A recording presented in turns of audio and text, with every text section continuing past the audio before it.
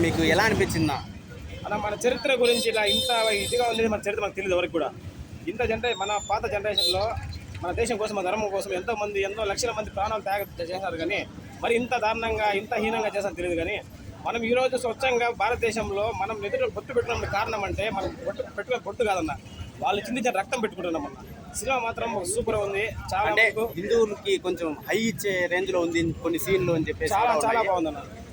హిందూసే కాదు, ప్రతి ఒక్కరు గురించి కూడా చాలా మంది చూడొచ్చు, మంచిగా చూడొచ్చు. లేడీస్, ఫ్యామిలీ అందరూ చూడొచ్చు. ఖచ్చితంగా అయితే చిన్నపిల్లలు అయితే ఖచ్చితంగా 100% ఖచ్చితంగా చూడాలి. మన చరిత్ర తెలుసుకోవాలా. మన చరిత్ర అంటే ఇప్పుడు ఉన్నది కాదు, పూర్వం జరిగిన చరిత్ర మంది, ఇది కాదు చరిత్ర అంటే. సినిమా చూస్తే అర్థమవుతుంది అన్న, సూపర్ ఉంది. ఇంకోటి వచ్చేసి మన తెలుగులో డబ్బింగ్ కొంచెం బాగాలేదు అది అని చెప్పేసి కొంతమంది అన్నారు. అంటే హిందీ కంటే తెలుగు బాగాలేదు అనేసి మీకు ఎలా? టీజర్లో మాత్రము హరహర మహాదేవ్ అనే మాత్రం ఒక శ్లోకం మాత్రము కొంచెం స్లో అనిపించింది. మూవీలో చూస్తే మాత్రము ఒక రేంజ్ లో ఉందన్న.